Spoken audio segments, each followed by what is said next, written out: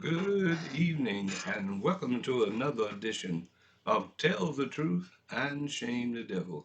I'm Jennings Bernard, your host. As always, you can catch me right here each and every day, Monday through Friday, from 5 to 6 p.m. on Facebook Live. You tell a friend to tell their friend that Tell the Truth and Shame the Devil is on the air. You know what we do here. We talk business, legal, social, finance, whatever affects you in this community, we will talk about it without hesitation or reservation. We will tell you what's going on. And we got a lot going on in this city right now, from the school board to the county commission and their appointment of the new 24-year-old individual. In my opinion, no experience at all. But he's hooked up, he's connected. And you know me, when it comes to those Kappas, he is a Kappa. They said the Kappa said that they're going to take over the city. Well, they are trying to do that.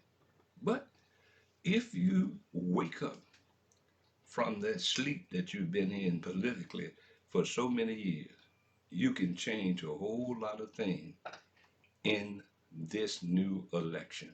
Well, you know what I said? Politics is everything, and everything is politics.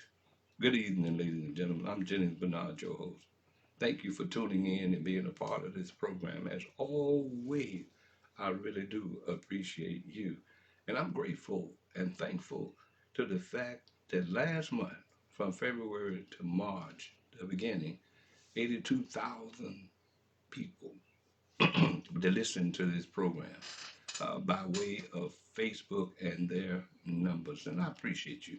But I want you to also, in and every time, go to the like and subscribe, hit it, and continue to listen and share all of this information with your friends and neighbors. It's about us coming together. You know, when you together, you stand, but divided, you fall. And it's time for us in Memphis, Tennessee, in the black community, not, not letting other people divide us in our own community. Again, as I say, I got a very special guest this evening in the studio with me, and I do appreciate him taking time, ladies and gentlemen, from his busy schedule to be with us. None other than Mr. Richard Harrell. Good evening, sir. How you doing? Good evening, Brother Bernard. Good to have you, man. I really appreciate you stopping by. And I know you're a very busy man. And most of my people know who you are. I mention you from time to time. But if you want to introduce yourself, go right ahead before we get started here. Oh man, I go by Rick. Rick is my name. Rick Harrell. People that know me by Rick. Um, just hadn't had an opportunity to talk to you in a while, especially related to some of the things that you've been discussing on your program. And so when you gave the invitation to come, I want to make time out of my schedule to be able to come and just talk about some of the concerns in our community in Memphis. And we have a lot of things going on And in our that's city right now. And so just right. want to come out and talk. It's a lot of talking, some things that people need to be aware of and start listening. And I said, pay attention. Sometimes we just sit back and do nothing. But this is a serious situation that we have in the city of Memphis when it comes to politics. And I often say politics is everything, and everything is politics.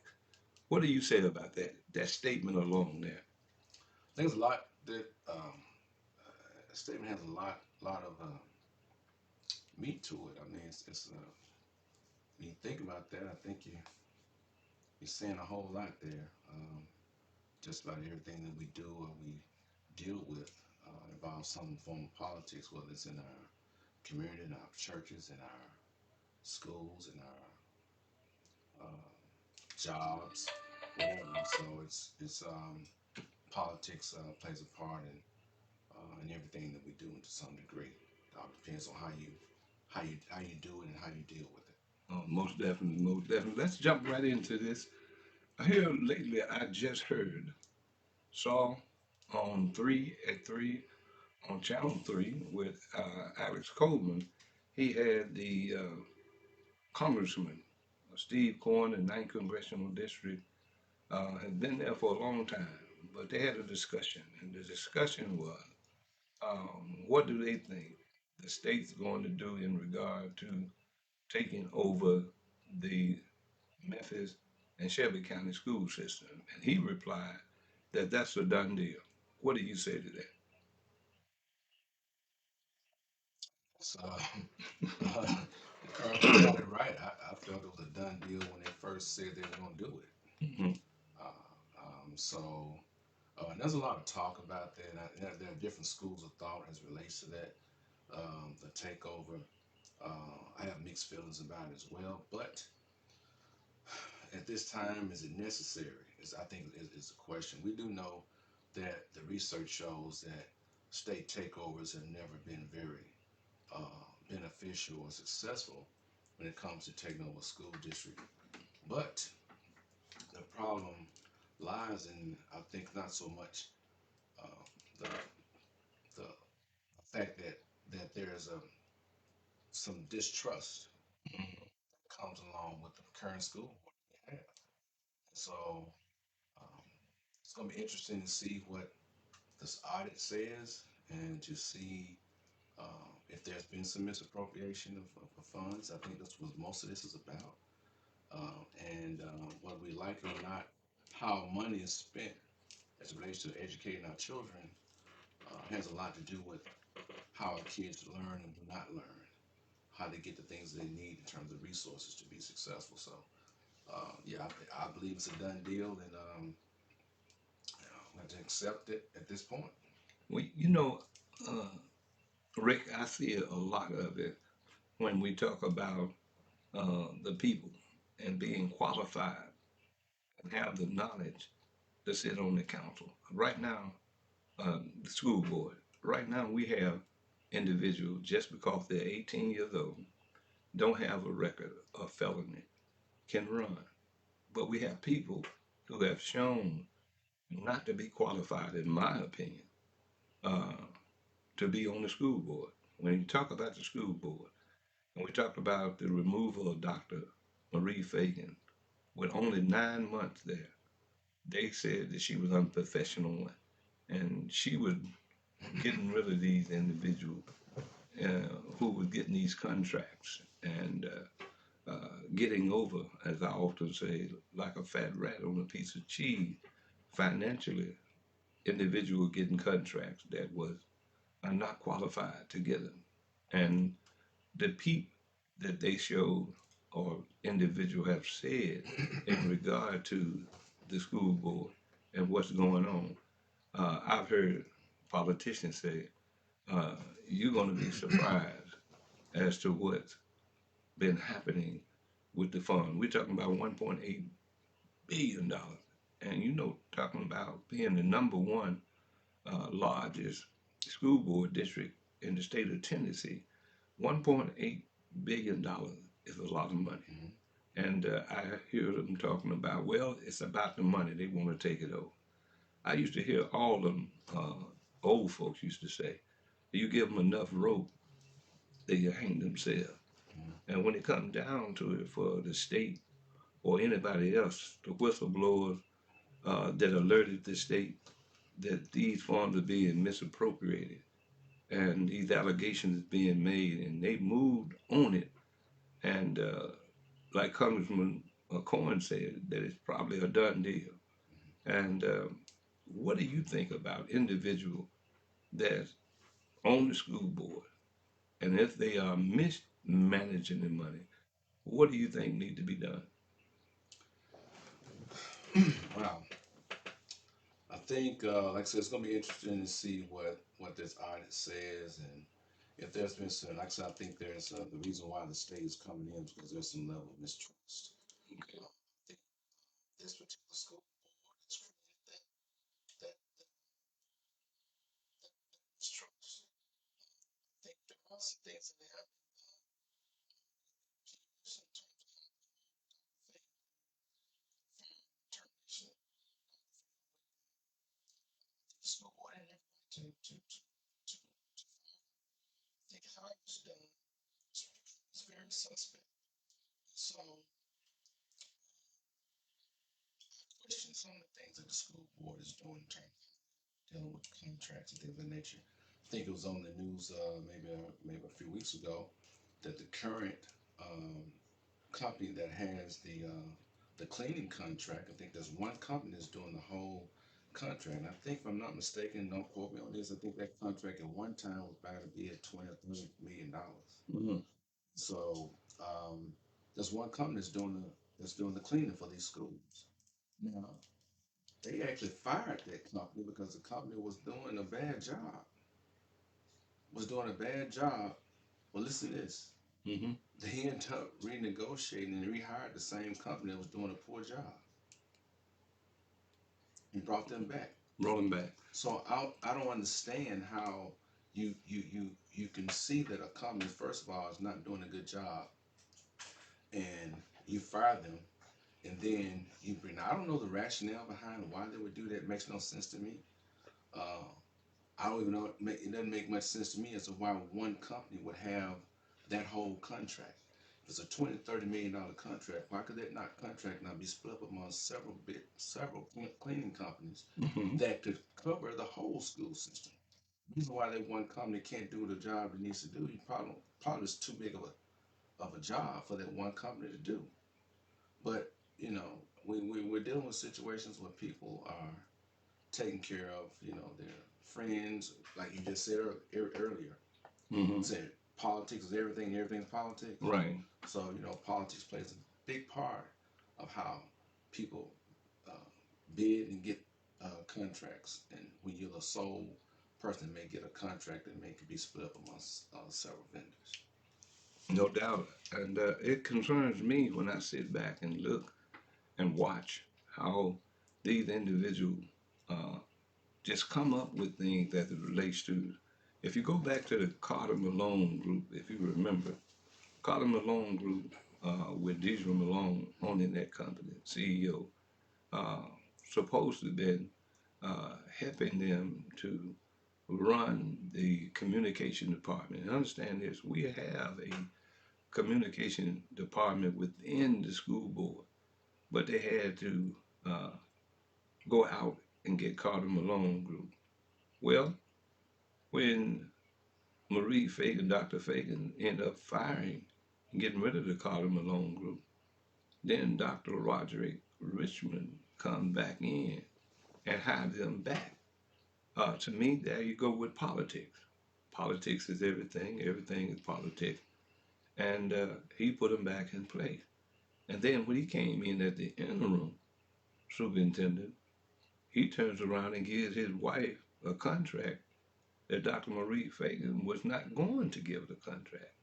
I call that nepotism, favoritism, and call that taking care of your wife.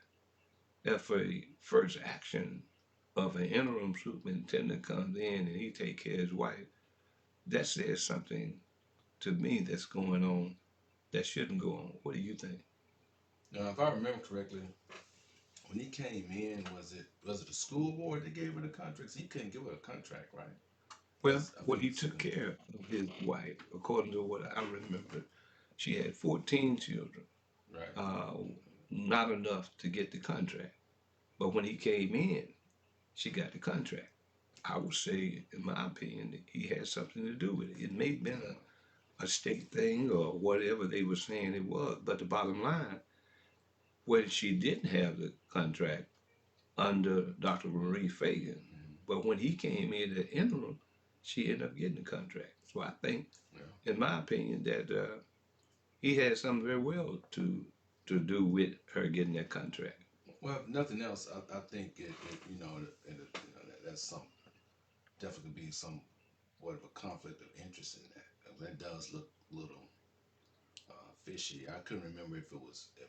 Of course, he probably did have something to do with, or the board agreed to give her the contract based on because of his influence. So Mm, it definitely it can look that way. right. Not to say that I can't remember much of how that situation went down, but she did get a con. I do remember her having 14 kids in the school and gotten a 14 some I think was a $14 million contract. How many million? Oh, It was a hefty million, if I remember right. Okay. I don't have it in front of me, but the point I'm making is why do you end up? First of all, you don't have but 14 kids, but whether it was the state or Mm-hmm. the school board Mm-hmm. that got to write that contract, to me, Right. millions of dollars. And we you just stated Right. was that 14 whatever I don't million. know how many when it was. I couldn't remember. Yeah, but to me, Right. that says that that's something that's going on that shouldn't go on. Mm-hmm. And I believe that his influence and being the interim has got her. What was it? A 10-year contract? I can't I remember will much check it about that. again. Make sure. I would say this much: if they gave her a multi-million dollar contract with 14 kids in the school, I would assume their TCAP scores are out the roof. They should be the smartest kids in Shelby County. I would say Oh no, no, with only no. The 14. problem, and that's another thing that came up. I was thinking about that too, Rick, was the fact that somehow due to this ice storm, they were scheduled to take the test, but then they postponed it. Now, my argument has always been you got rid of Dr. Fagan based on some of the accusations that the kids was not learning.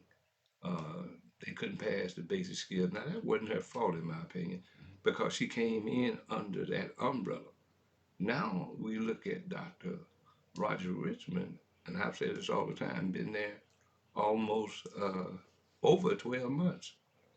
When they take that test again and they can't read or write or do the basic skills and they fail, do you get rid of him? Oh, you asked me a question. Yeah, yeah, yeah, yeah, I don't yeah. know. Yeah. I mean, based on the fact you got rid of Dr. Marie Fagan, based on some of the things you talked about those test scores When and I was talking about the test school, I was being a little sarcastic when I said oh, about his wife's school only got 14 kids. You only got 14 kids. Every kid at a school that's got 14 kids, all of them should be smart. That's what I'm mm-hmm, saying. mm-hmm, They should have all the attention and all the resources they need to be successful. So I was being a little sarcastic with that. I don't know what their scores are, but in reference to the TCAPs and all that relates to the school system itself. Her school is a different. I think it may be a charter school or right, something. right. But thanks to um, the Memphis City Shelby County schools, I mean, uh, I don't know. I mean, I don't know what the data shows in terms of how they're doing. Um, I know we've had one of the worst school districts in the state Mm-hmm, for decades. And I saw the board get up the other day, and they did their press conference. If you saw that, right. they had a big press conference on how they gave all of the. I think the chairman of the board gave all of this data in terms of how they've improved in this and they've improved in that. And I think they were just trying to get ahead of this audit that's coming up, Mm-hmm, and so they were like talking how they've improved. They called some kind of integrity. I don't know what the accountability plan that they got. They want to put in place to try to keep the state from taking over. And I thought it was kind of ironic that you got an accountability plan now. I mm-hmm. mean, the same board. So what you're saying is the message that is sent to me is that you have not been accountable all this time, where you now come up with an accountability plan. Right. So the question becomes, why now? So they came with all this data as to how they are uh, proficient in this. They've gone up in this. They even come up with some data talking about. I didn't understand this one at all. I had to ask my mother, she's 84 years old, but she was 40 years she worked in the school system, Okay. and she said they had this thing when they were doing their little presentation talking about we've um, we've gone from 24% to 40 something percent graduation ready rate. Graduation ready rate. What is Oh, a graduation ready rate? And that's uh, our mother said. How do you measure that? Are you no, I know how you can measure a graduation rate, mm-hmm. but graduation ready, what does that mean? And so I think one of the reporters asked, well, y'all have come up in all these different areas. You say you've come up in over a year. Just 1 year, you've gone from 24% to 40 something percent. making this questionnaire data when you've been in the worst school district in the whole the state for decades. Right. And so the reporter asked them, "How did y'all? What did y'all do to bring these things, these numbers up to where you have them?" And they couldn't explain it. Nobody gave an explanation as to how they got there. And so these are the things that bring about the distrust in the community as relates to the school board. Um, it brings about distrust as relates to the people, uh, the state. You know, when they send, Britt Taylor said they send over $900 million down here to the school system, and so how money is spent affects how children are learn, how children learn or don't learn. Mm-hmm. So it'd be interesting to see what this audit says, and so um, and we'll see if people have been accountable. I don't think you have need to come out. These people been on the school board too long and now come out with an accountability plan. Oh yeah, most You should have definitely. had one when you chose the office. You should have been accountable when you chose to run for the office. So you don't get accountable at the 12th hour, ninth hour. Right, but this says to me, Brother Rick, is that you've been sitting on that school board, say 2 years, 4 years, 8 years, Hmm. and all of a sudden now, oh, we got the answer. We got Right, the answer to our right, problem. right. Well, what have you been doing for those years? And you couldn't figure the answer. I think it comes down more about the paycheck and less about the children. But everybody that's running for that seat and holler, oh, it is about the children. It is about the children. And what if it was so much about the children? Why are the children failing? You know, you go back to the previous administration, two administrations back, when you did with Jarvis Ray. Did we have the qualified individual in the position? We understand that people were getting positions because of favors, and the records show that, the receipts show that. So we didn't have qualified people in place. And keep in mind, the teachers do what they have to do, teach. The job of the school board and the superintendent is to be able to maneuver and help the teachers to be able to do their job. I was told a long time ago by the late uh, Sheriff Gene Barksdale, and we was in a conversation, and he said that the buck stop always at the top. So, Always. so if you are failing at the bottom, then it's evidently something wrong with the people at the top.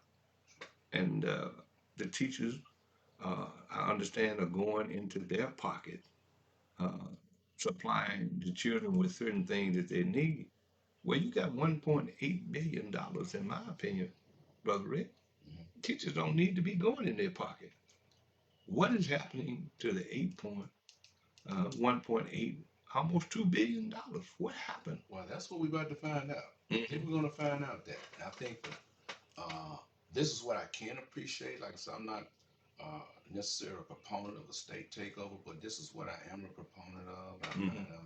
I'm not opposed to the state coming and putting some order to this situation. Right. There needs to be some order. Okay, it's out of control.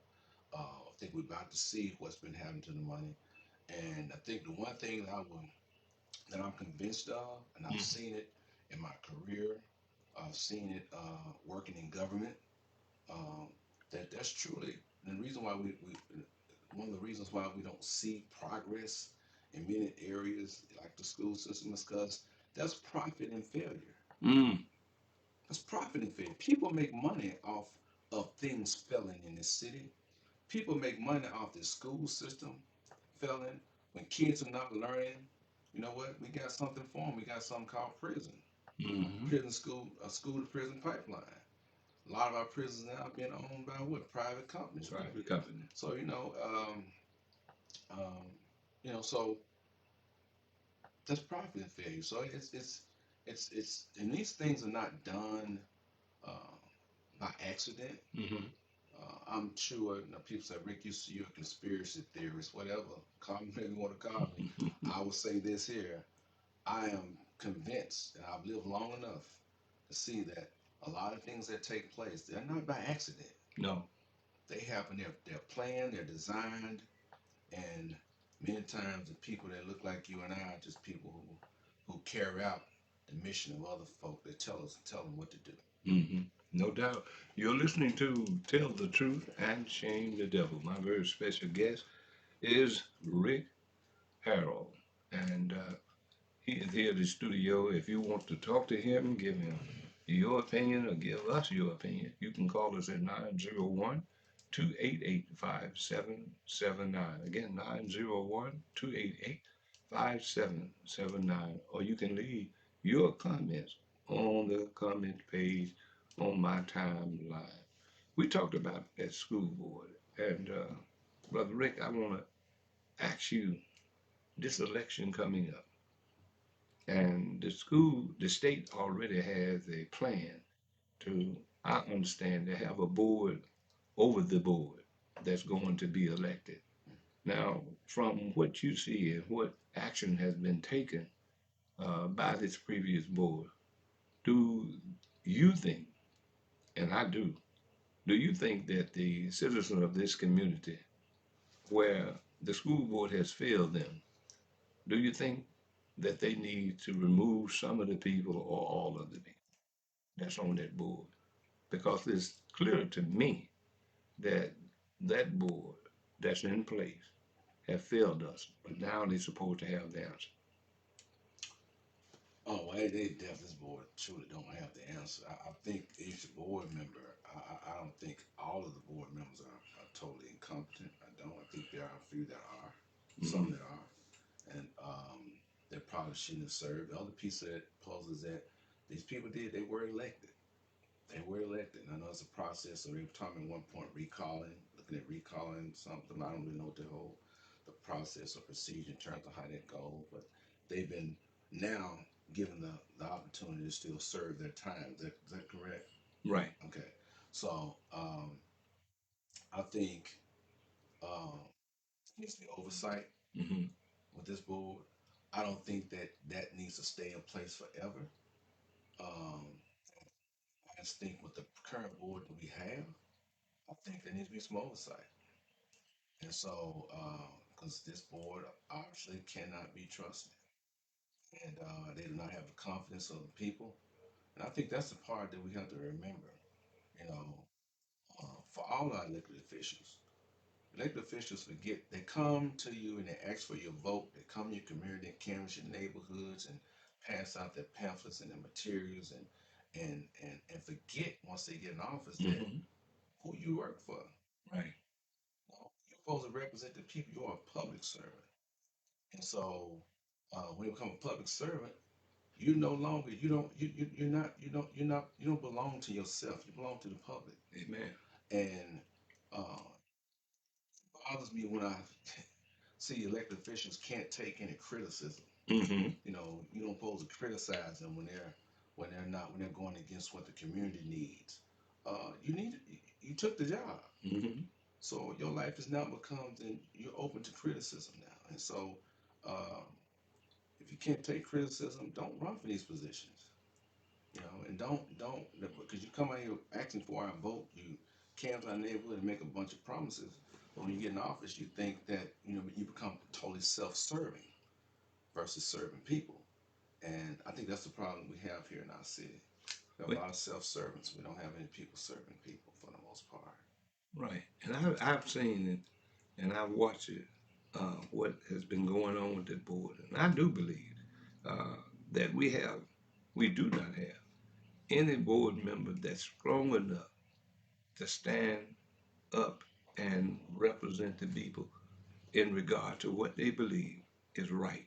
We are in this community, whether it be the school board, whether it be the city council or county commission, they want to always put on a united front.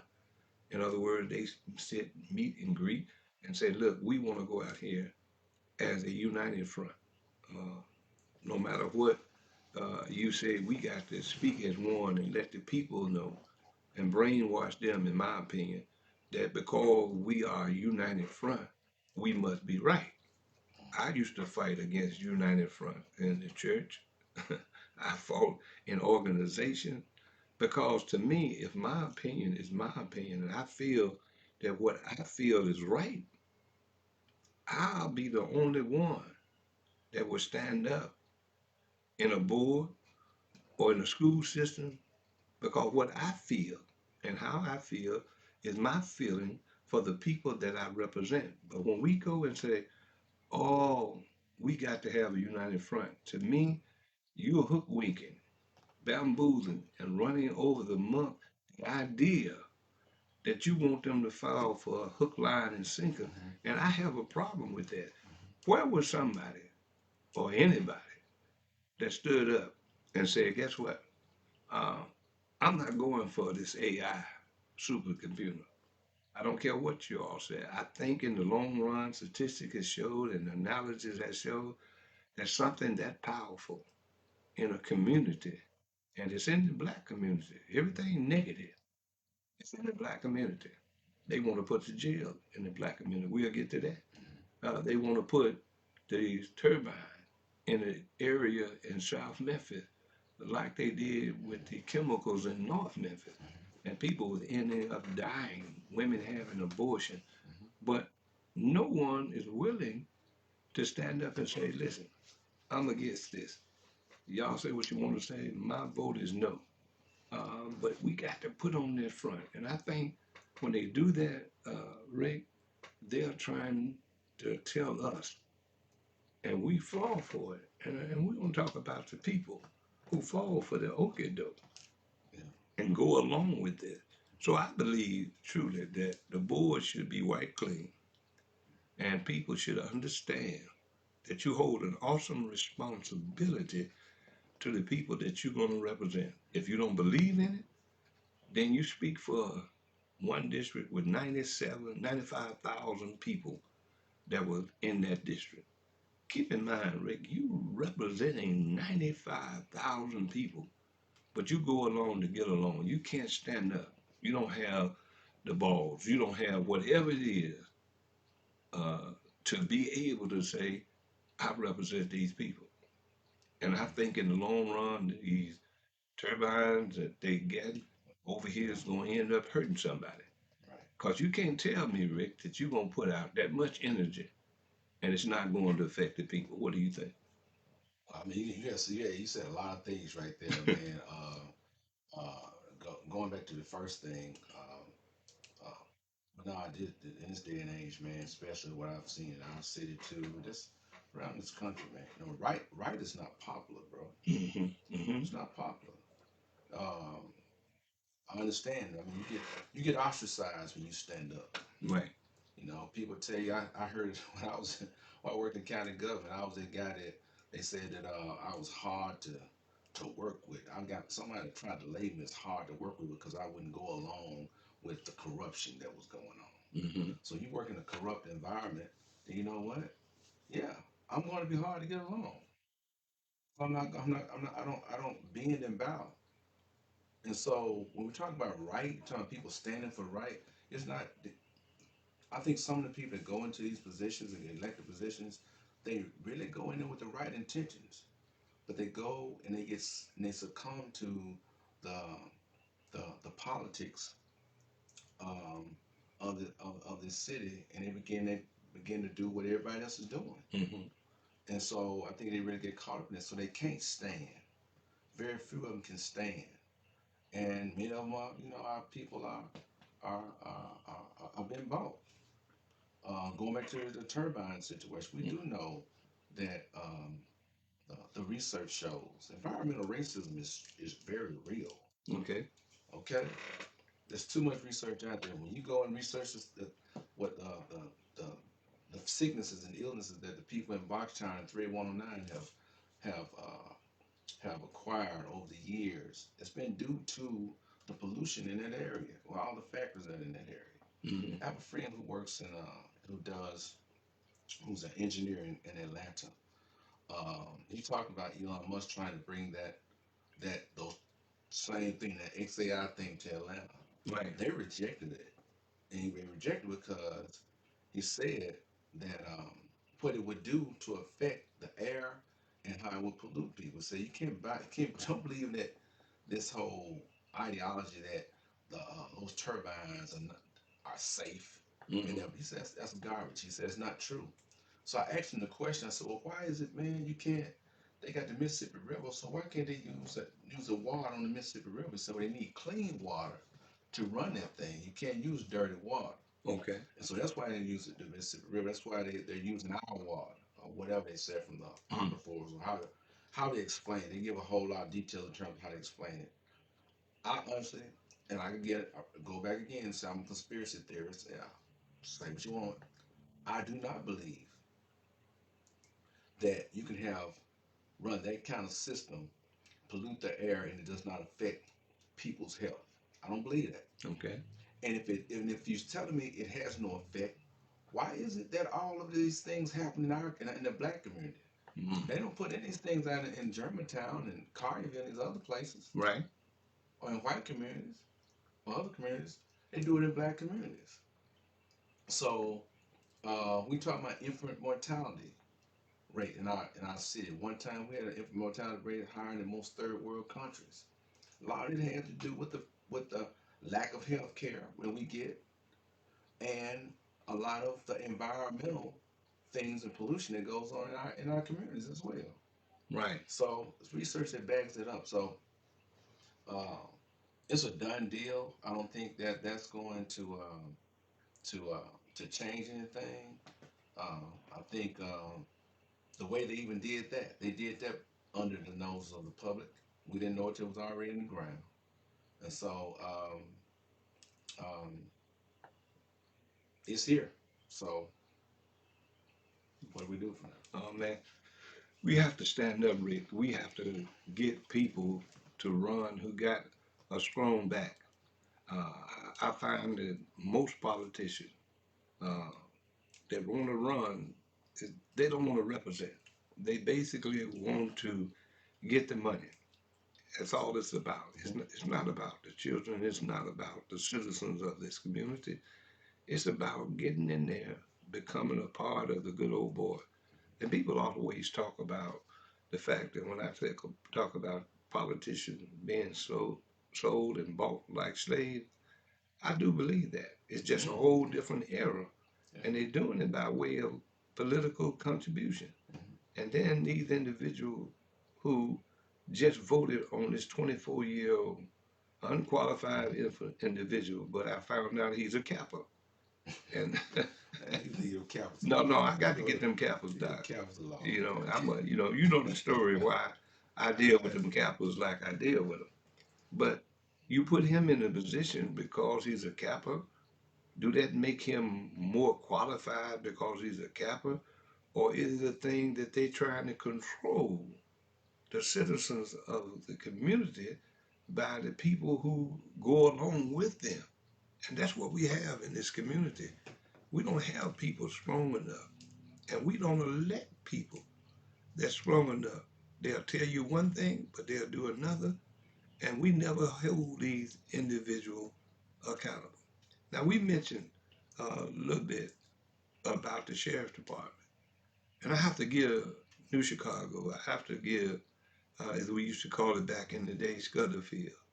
I have to give them credit because they turned up and turned out sure did. as it relates to the county Hmm. and said, no, we don't want that jail here. Y'all can put that jail out there where almost 200 acres, where the penal farm, the federal prison, Mark Luttrell, Hmm. and then you got the state prison out Hmm. there.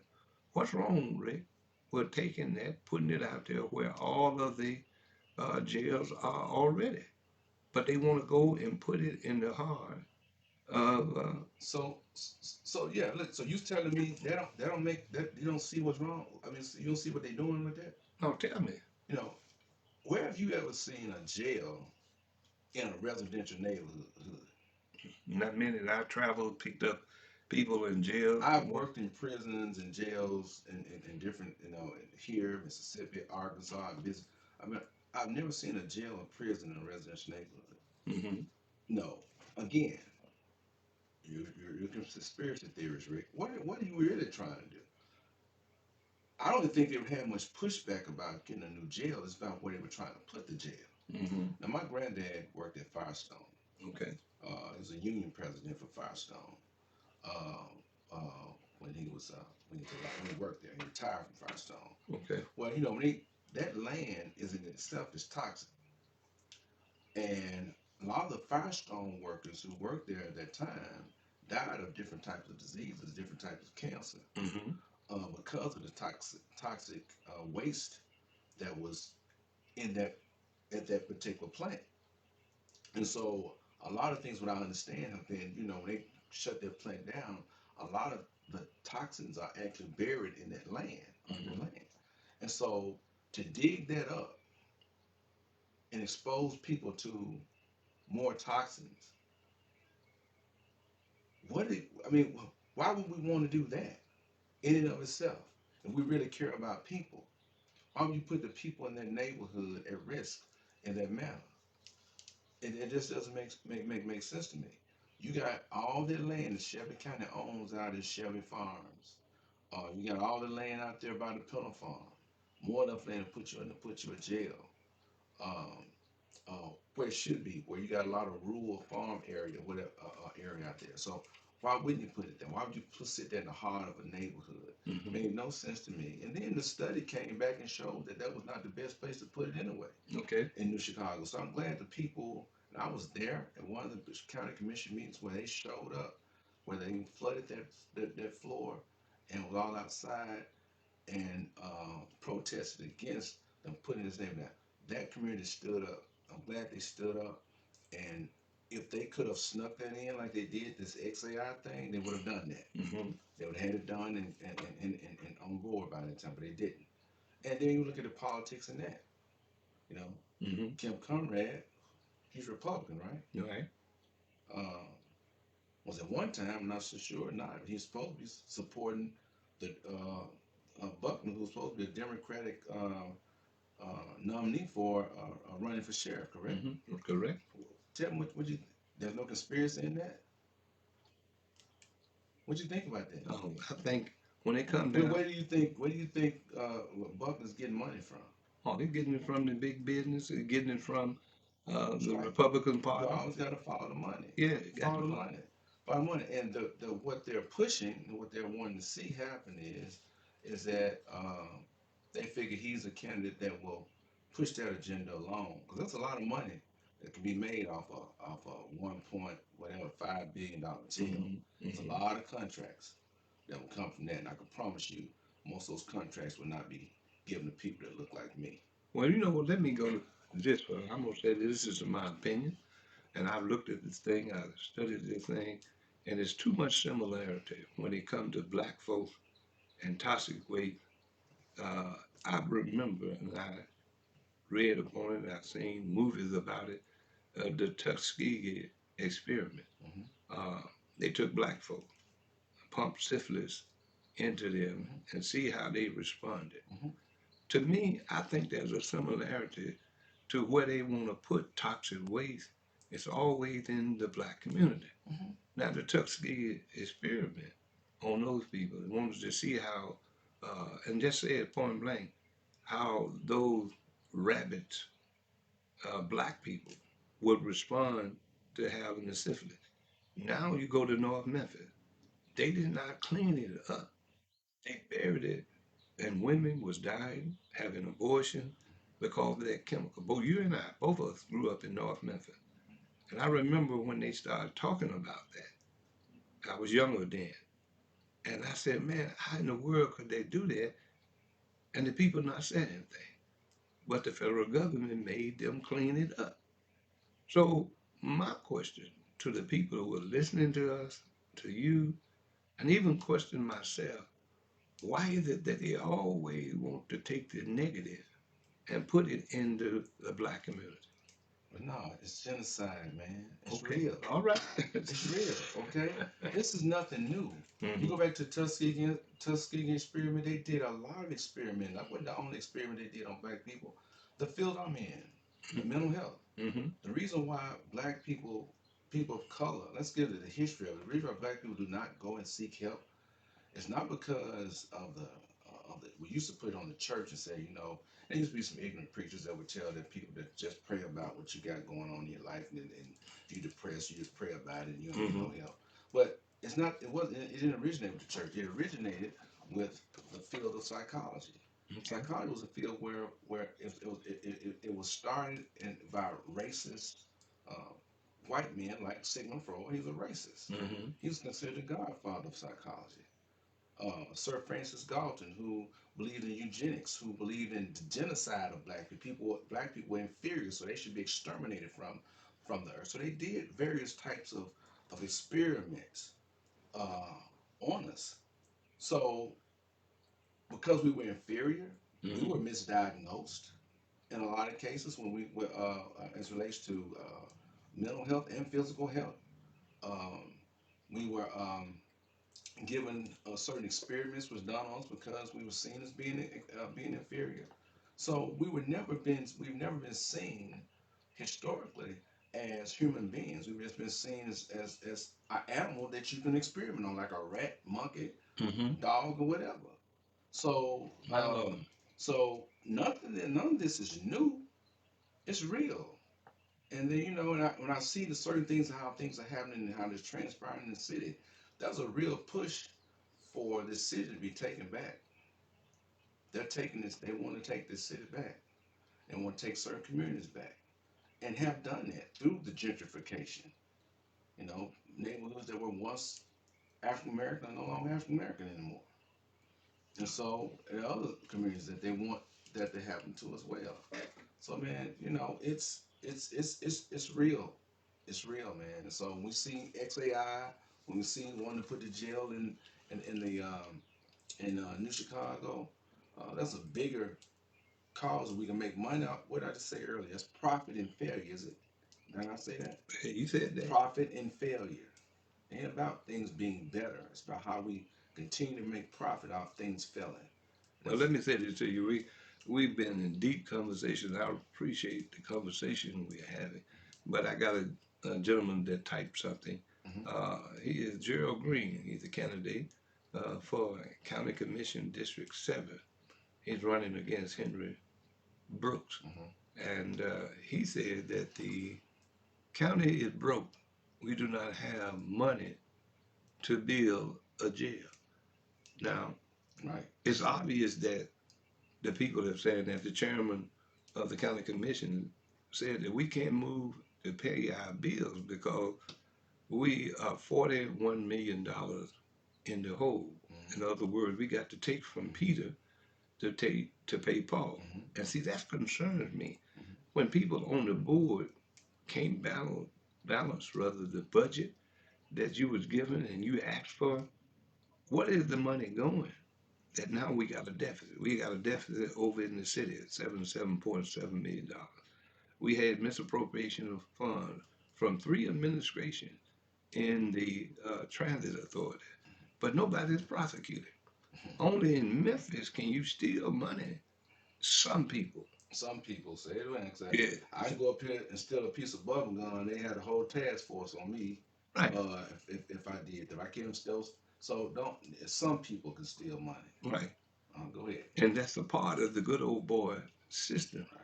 Now, to me, everybody on the county commission that's sitting there and you said yea and nay and you went along to get along, and yet we put you there to pay our bill. Lee Harris tried to get the comptroller to okay the budget. He said, no, no, no. You go back and you got to tell us and straighten this budget up. Whether they got it done or not, I appreciate they probably did once they got paid from Peter and they had to pay Paul. $41 million was missing. This was said by the chairman of the county commission. Yeah. $41 million that they couldn't pay their bills until Regina Newman's office, which is I call the county banker, hmm who collects the money For taxes. for taxes, Right. but they don't get their money until the first of the year. hmm So we was running on a checking account that was insufficient funds. You was writing checks that your butt couldn't cash because you was sitting here admitting. I have to get a chairman. I have to give her credit because most chairman would have pussyfoot around and said, "Hey, guess what? We about to just filibustering talking, And people sit there, but you still didn't answer. Well, she answered the question. We broke. Mm-hmm. So by saying we broke, it says to me somewhere down the line, some money was mismanaged. Because understand me, Rick, and you tell me if I'm wrong. Mm-hmm. When you go in as a body and say to the people who is at the top, look, I'm gonna need $1 billion to pay the bill for this year. I just threw that number out. Mm-hmm. And then all of a sudden, it comes up, you can't pay your bill. They gave you the amount of money that you asked for to pay the bill, Mm-hmm. but you can't pay them. Mm-hmm. What does that say to you, Rick? There's been some spending that's taken place that shouldn't have taken place. Okay. Something's been not balancing out. You misappropriated something. Something's happened. Mm-hmm. And this is what's wrong with that, though, Bernard. No one answers to that. Mm-hmm.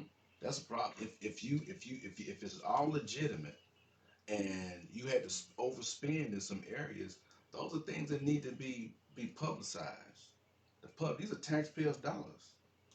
The county don't have any money. You broke. Mm-hmm. You can't pay your bills. At one point they were threatening it, back in November before the holidays. They put a statement out. I had an employee from Shelby County called me and told me they weren't gonna get paid. Mm.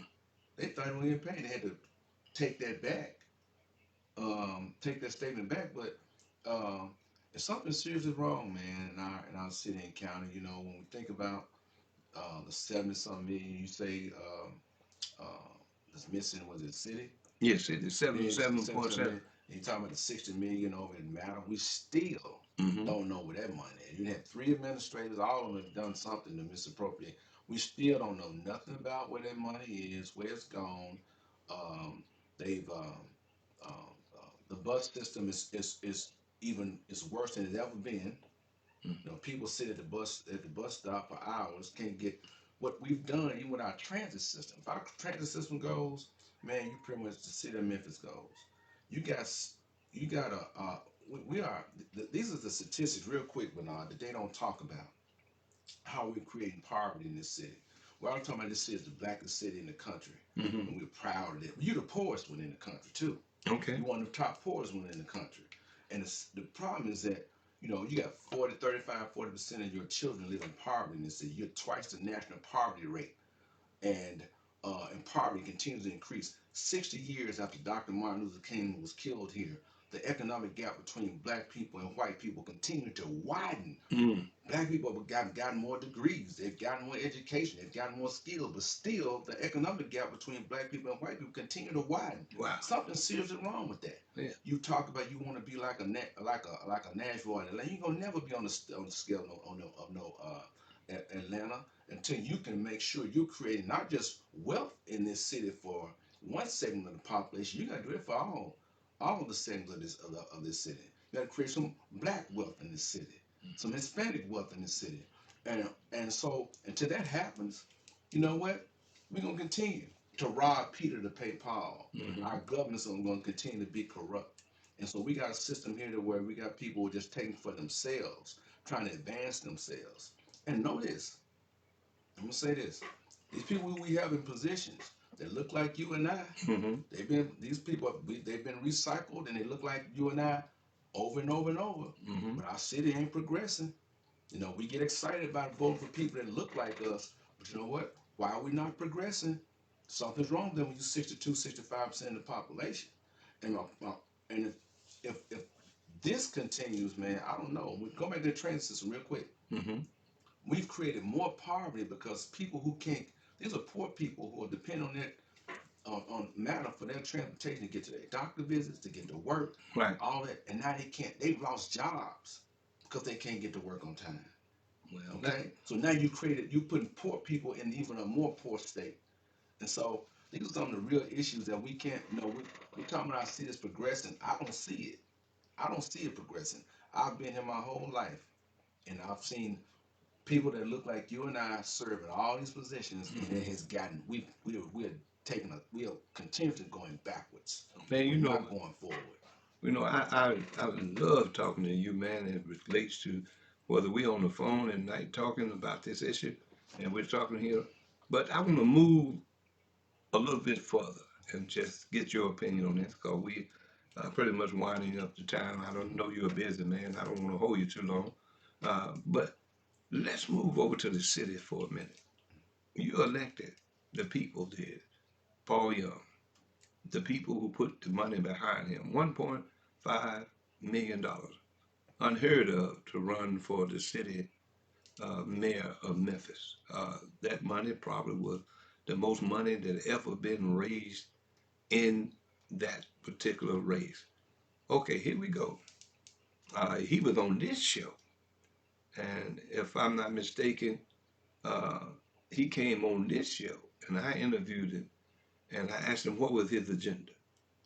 What would he do for the people? He told me he had no agenda at that point. He's going to wait until he get in, and then he would look around. Well, everybody that's running for office have to have an answer to the problem that they're running for. Paul Young didn't have the answer. Well, we found out what his answer was.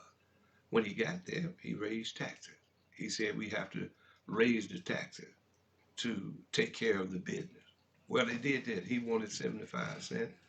He ended up getting 49 uh, uh, cents. And then they moved on downtown and made up that difference from the 49 to get the 75. Okay, we looked at that was a part of his agenda. Well, then all of a sudden somebody told him an empty hotel downtown, Brother Rick, that nobody else really wanted. If they did, they didn't come. But all of a sudden, he gonna make us baron of a hotel in the city of Memphis. That's a part of his agenda. He said that we need to buy. So the city council and other individuals got the hotel. Now, if I put that on my timeline and I got somewhat of the contract and what it was supposed to do, what it said that he would be eventually given over to the Carlisle Group. Well, who is the Carlisle Group? The brother of the brother that runs the Carlisle Group is a Carlisle that's over the budget in the city of Memphis. So all of a sudden he gonna say, I'm gonna recuse myself because my brother is the CEO of the Carlisle Group, which eventually is going to own the hotel, the Sheraton Hotel. That's a part of Paul Young's uh, agenda. Now, where did all of that come? When he was here, he couldn't tell me what he was going to do. But all of a sudden, he got in the office, Brother Rick. Now he buying hotels. He raising our taxes. He just put in a gentleman that's going to be the interior, I call him interior decorator of the hotel. They're going to do that for 2 years. And after managing, getting it ready in 2 years, the Carlisle Group going to put 250,000 uh, into it. Well, when they put that money into it to run it, eventually it's going to be turned over to them. What sense does that make, Brother Rick? The people are not benefiting at all, but we're spending money one way or the other to give a hotel away. I never understood the whole agendas related to the hotel thing. I think you've been more knowledgeable about that than I have. I never really understood much of how it worked, but what you've explained just it does not make sense. But no, I don't know if the mayor has some other reason as to why he what that whole thing's about. I'm not, I can't speak on something I really Man, man, I understand. understand that. I just But threw that out there. yeah, but you invite him back to see if he can Oh, talk, you know he ain't coming here. right? You know, no, I'd you know, invite him. now that you mentioned that, the word is being You out. should invite him still. He can turn it down, but you Yeah. should invite him to come back and Oh man, explain listen, that. listen. I've The invited hotel, politicians to come, they won't and come. the word is, you don't want to come on this program because he's gonna ask you the tough questions. And Mm. that's the word is. I've called people that asked them to come. Well, you don't want to go to Jenny Bernard show because I it's not. never understood that. I Uh, never understood that. But you and I, man, we don't agree on everything. right. We have our differences about things. I'm my own man. I'm my own thinker. Nobody thinks for me. But I don't understand how a politician can run from. You're running for the office, and you would run from, or you're already in the office. You Hmm. would run from people wanting to interview you and talk to you about what your agenda is and what you unless it's something you have to hide or something Mm-hmm. you're not doing right. Mm-hmm. You know, behavior is one of the things I study. And when I look at behavior, the behavior tells me you're hiding something if you can't go into rooms that are uncomfortable and present yourself and stand 10 toes down on what it is you feel is right and what's correct. Well, look, Brother Rick, I really do appreciate you. I mean, I'm excited about you being here. We got to do this again because Thanks for having me. we didn't get in the deep part of that jail situation in the Mm-hmm. sheriff department as a whole. Uh, we got Anthony Buckner. People are putting over $400,000 into his campaign. Mm-hmm. See, I'm leery of any politician Follow the money. get follow the money Follow the money. that get that much money for whatever race. Keep in mind, you got J.B. Smiler, Mm-hmm. who is running Mm-hmm. for the mayor's office, county mayor. You got Mikhail Lowry. Those are the two individuals that high donations. To me, I'm leery of anybody that can get 400,000, $300,000. That says to me the controllers of this city. And understand, there's no black politician in Memphis running. I want you to say that again because I think we get it mixed up. I think uh, Dr. Carnegie Woodson said it best. One of my favorite authors. He talks about the miseducation of Negro. He talks about how Negroes in life, the miseducated Negro, keep position of power. Mm. You know, your title don't give you the power. There's no black man in this city that's got a position in government and call himself powerful. He's run by somebody. Hmm. Trust me. You show me one black man that say he's running something, I name you a white man that can take it from him. Oh, woo, say that again, brother. So Because it's that's been proven. it's been proven. I've seen it. Yeah, yeah, definitely. As always, Rick, I really do appreciate you, man. I enjoy the conversation uh, that we've had, and I told the people we come on from 5 to 6. Again, I appreciate you Thank you. coming in. I appreciate the listeners listening. Pass this conversation on, share it, like it, subscribe to it, because it's all about you, ladies and gentlemen. It's not about Jennings Bernard. Jennings Bernard worked hard, did what he had to do for over 30, 40 years. Jennings Bernard is not out here trying to scrape and try to put uh, two nickels together. He's sitting back, built this studio, not for himself, because he's been in communication one way or the other on major radio station here locally and other things. But all of this is about you and bringing people in like Mr. Harrell, who's qualified. Tell these people before we leave, Rick, just a little bit about what you do, because we need some serious help in your field, in our community, and the city as a whole. Well, yeah, man. I'm a practicing licensed therapist here here in the state of Tennessee, Arkansas, and Georgia. I work in 3 different states, providing mental health and behavioral health services to people who suffer from depression, anxiety, PTSD. Do a lot of training as relates to those particular things as well. And so I've been in mental health for over 20, 25 years, man. So Mhm. that's what I do. It's my calling. Um, we have a lot of mental health issues and problems in our city that's not being addressed, and we need more resources and services. And so, um, as I go around and travel other places, other states, and see what they're doing, Memphis is really far behind when it comes to addressing the mental health issues in our Okay, city. what is the name of your business? Throw It's that out and how you can be I reached. can be reached my business RH Counseling Consulting. I'm located at 1331 Union Avenue, Suite 1014 and 1020. Um, that's Union in Cleveland, at Union in Cleveland. And my phone number is 9015692103 or 901-930-8418. I can be reached. Website is going to be www.rhcounselingservice.org. Okay, and I see also and I'm gonna just throw this right. I think the worst thing we did when it comes to mental health issues, when we got rid of MMH and I think right there, we used to call it back in the day, popular and done that. Right. You know, we used to say, man, you keep acting like that, they're gonna take you The down. pop and done that. Exactly. Right. Again, my brother, I appreciate you, and we appreciate you being a part of this program.